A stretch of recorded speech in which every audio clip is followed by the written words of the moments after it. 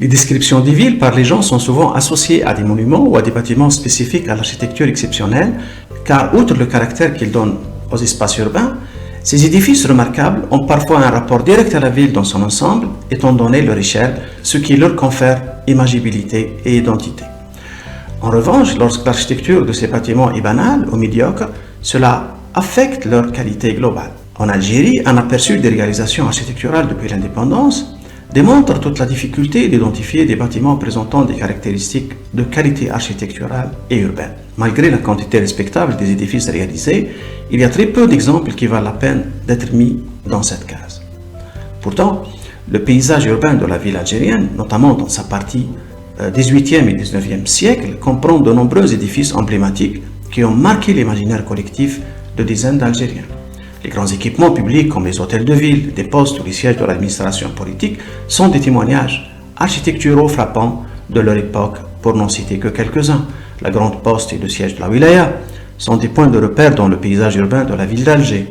Il en est de même pour Oran, Constantine, Annaba, Sétif, Sidi Bel Abbès, Mostaganem et presque toutes les villes transformées par l'urbanisme du XVIIIe et du XIXe siècle.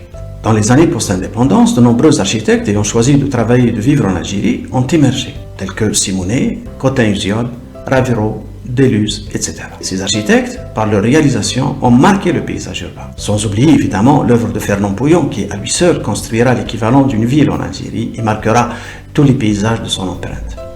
Tous ces architectes nous ont légué des œuvres qui demeurent des jalons dans notre paysage architectural. Dans les années 70, les pouvoirs publics ont invité de grands architectes à construire des installations célèbres. Kenzo Tanger, Ricardo Bofill, Mustapha Moussa et Oscar Niemeyer, pour n'en citer que quelques-uns. Les travaux de construction s'inscrivent dans la volonté de doter le pays d'une infrastructure moderne à caractère universel. En plus des grands équipements qui ont été confiés à des architectes de renom, des équipements plus petits mais beaucoup plus nombreux ont été construits par des jeunes architectes algériens formés à l'université algérienne et par des coopérants principalement issus des anciens pays d'Europe de l'Est et employés dans des bureaux d'études publiques.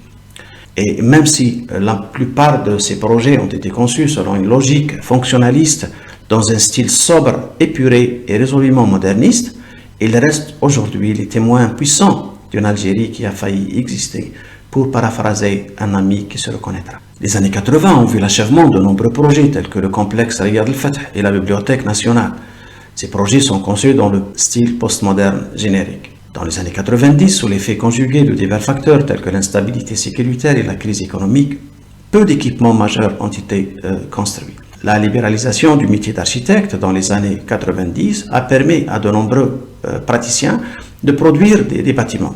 Ces derniers, s'ils satisfont les besoins en quantité, la plupart n'avaient pas de formation solide, mais une bonne maîtrise des heuristiques qui leur permettait d'avoir un plan de charge, restent très insuffisants en termes de qualité, notamment dans la construction d'espaces urbains et la fabrication d'une image forte. Sur le plan architectural, la plupart de ces édifices se caractérisent par un formalisme débridé, un éclectisme résultant d'un assortiment douteux de répertoires décoratifs et constructifs issus du patrimoine local et de matériaux et textures contemporains.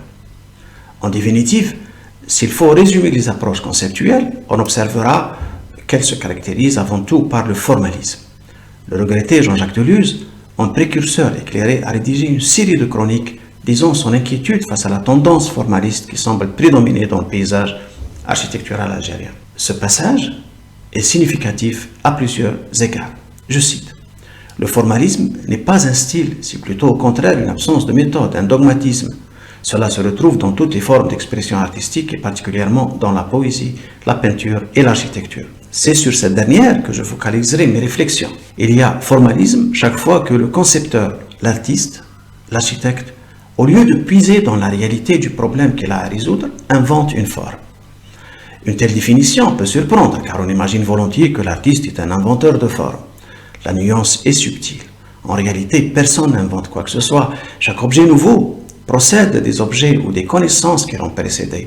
L'auteur soutient que le processus créatif en architecture s'appuie sur la culture, la mémoire et la réalité qui nourrissent l'imagination. Cette dernière produit l'objet logique qui est d'une certaine façon le résultat d'une équation si complexe qu'aucun ordinateur ne pourrait y répondre. Le même auteur poursuit: on peut comprendre dès lors ce qu'est le formalisme. C'est la démarche inverse de tout ce qui précède. Privé de tout appui sur la réalité du problème posé, privé de son aliment naturel, qui n'est pas l'objet à créer en soi, mais la substance nourricière qui peut donner naissance à cet objet, l'imagination devient une simple machine à fabriquer des formes. Et comme il faut des prétextes pour justifier ces formes, elle ne peut s'appuyer que sur des dogmes ou des modèles. Les mots qui pourront qualifier le formalisme seront la gratuité, l'arbitraire, la simplification, qui ne veut pas dire la simplicité, car elle se traduit souvent, au contraire, par de la complication inutile. Il dit encore à propos de la production architecturale des architectes algériens, je cite, « En face de cette importation des services, il est difficile de caractériser la production des architectes algériens. Les tendances qui se dessinent me paraissent encore très indéterminées.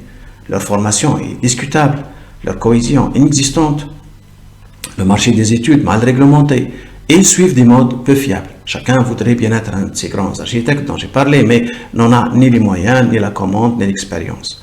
Dans cette optique générale, le beau est toujours anecdotique, que ce soit la référence à une architecture arabe uniformisée. L'arcade n'est ni celle du sud, ni celle de la Casbah, ni celle de Fès ou du Caire, mais l'arcade tout simplement.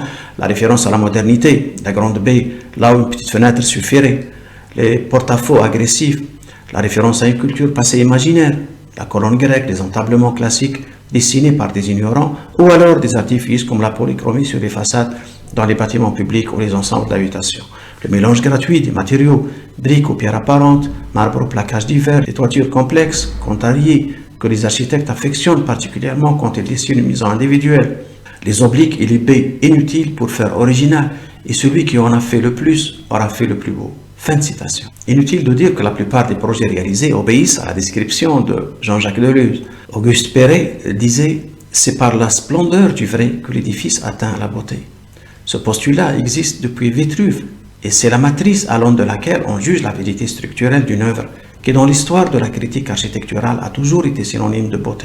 En d'autres termes, c'est le rapport structure-forme, ou forme-expression-construction, qui constitue le nœud gordien du débat que Pierre von Mess formule en ces termes. Je cite, « Comment la forme parle-t-elle de la technique ou comment la technique inspire-t-elle la forme ?» Il y a pastiche chaque fois que la technique, c'est-à-dire la structure en gros, est falsifiée, c'est-à-dire cachée à cause d'un aspect qui dérange, ou pour lui substituer un parement sous forme d'un archétype sans rapport avec la logique constructive de l'édifice, surtout si ce parement prend la forme d'un décor de scène néoclassique ou pseudo-vernaculaire. Von Mess affirme que c'est seulement lorsque forme et technique entretiennent un rapport équilibré, faisant chacune valoir ses capacités et revendications, c'est lorsque ni la technique ni la forme ne tentent d'éblouir pour elles-mêmes que nous approchons l'architecture. L'honnêteté technique ne doit pas primer sur l'honnêteté globale. Enfin, comme des éclairs dans la grisaille, je vous laisse admirer quelques réalisations récentes qui dérogent à la règle et évitent le piège du formalisme en laissant transparaître une esthétique sobre, vraie, apurée, mais néanmoins contextualisée. L'espoir est permis.